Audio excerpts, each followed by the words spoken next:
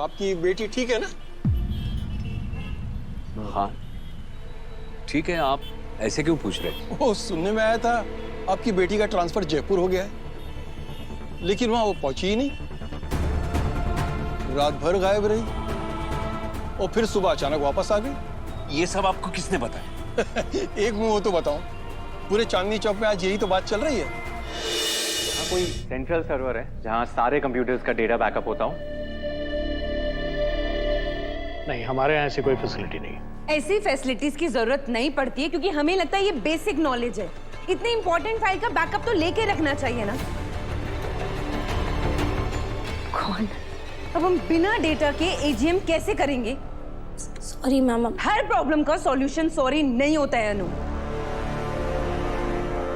कल एजीएम में राजनंदिनी साड़ी के रिसर्च का डेटा चाहिए, तुम्हारा सॉरी नहीं चाहिए मुझे। मैम आई एम सॉरी, मुझे पता है मुझसे गलती हुई है। अब थोड़ा सा टाइम दीजिए, मैं सारा डेटा रिकवर कर लूंगी। सारा डेटा मिल जाएगा। मिलना ही चाहिए क्योंकि उस दिन तुम इन्वेस्टर्स के सामने बहुत बड़े बड़े क्लेम्स कर रही थी ना, वो सब के सब यहीं रह जाएंगे।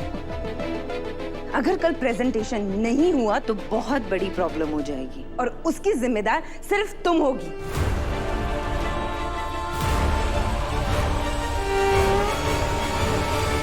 सर, एजीएम एक बहुत बड़ी जिम्मेदारी होती है।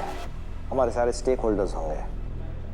क्या आपको लगता है कि उस प्रेजेंटेशन के लिए अन्नू सही चॉइस है? झेंडे अन्नू ने आज तक मुझे कभी डिसअपॉइंट नहीं किया।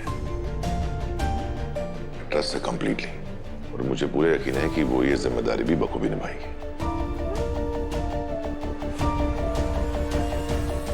पुष्पा जी, ये सब लोग होते कौन है मेरी बेटी के कैरेक्टर पर कीचड़ उछालने वाले? हमारी बेटी ऐसी नहीं है।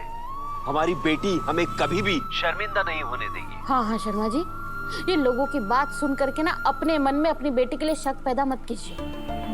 दुनिया चाहे कुछ भी कहे, पर हमें अपनी बेटी के ऊपर भरोसा रखना चाहिए। पुष्पा जी, मुझे अन्नू पर पूरा भरोसा है, पर इन लोगों की बातों का और तानों का करूं क्या मैं? कैसे मैं इनको बताऊं कि हमारी अन्नू ऐसी नहीं है? किसी को कुछ बताने की जरूरत नहीं है। ये सारा किया धरा ना उस रजनी का है। उसी ने सबको वो वीडियो दिखाया जो उस दिन रघुपति हमें दिखा रहा था। हमने विपिन का रिश्ता ठुकरा दिया ना, बस उसी का बदला ले रहे हैं दोनों भाई बहन मिलकर के और लोगों को हमारे खिलाफ भड़का रहे हैं। लेकिन आप किसी की बातों की कोई परवाह मत कीजिए। 4 दिन बकवास करेंगे, बाद में भूल जाएंगे। सही कह रही है आप। आप ना चिंता मत कीजिए और आराम से अपनी दुकान जाइए। मैं दिन में टिफिन लेके आती हूँ। ठीक है।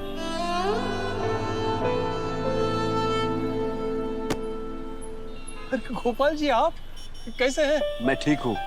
आपकी दुकान से ही आ रहा था। बेटी की शादी के लिए साड़ियाँ लेने गया था, पर आप तो वहाँ थे ही नहीं।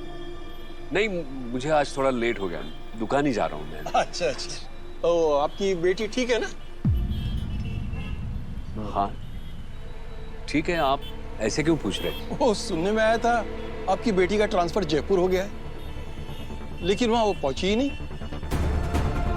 रात भर गायब रही और फिर सुबह अचानक वापस आ गई। ये सब आपको किसने बताया? एक मुंह हो तो बताऊं, पूरे चांदनी चौक में आज यही तो बात चल रही है। खैर, चलता हूं मैं। ध्यान रखिए अपना। अरे जाते हुए तो बड़ी ऊंची नाच करके गई थी कि जयपुर जा रही है, बड़े ओहदे पे जा रही है। क्या हुआ? आ गई ना वापस, और वो भी पूरी रात घर से बाहर बिताकर। जिस आर्यवर्धन का नौकर भी यहाँ नहीं रह सकता है, वो आर्यवर्धन यहाँ आके रह रहा है। कुछ तो बात है। एक गंदी मछली पूरा तालाब गंदा कर देती है, और इस मोहल्ले की वो गंदी मछली तुम्हारी अन्नू है। मोहल्ले का माहौल खराब करके रखा आपकी बेटी ने। मीरा मैम, आप प्लीज मुझे एक लास्ट चांस दे दीजिए। मैं डेटा ढूंढ लूंगी। ठीक है, दिया तुम्हें चांस, पर मेरी एक शर्त है।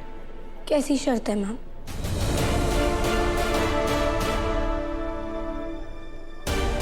इस ऑफिस में जब भी तुम्हें प्रॉब्लम होती है, तुम आर्य सर के पास जाती हो और सर तुम्हारी वो प्रॉब्लम सॉल्व कर देते हैं। पर ये प्रॉब्लम तुमने क्रिएट की है, तो सॉल्व भी तुम ही करोगी, पर सर को बिना बताए।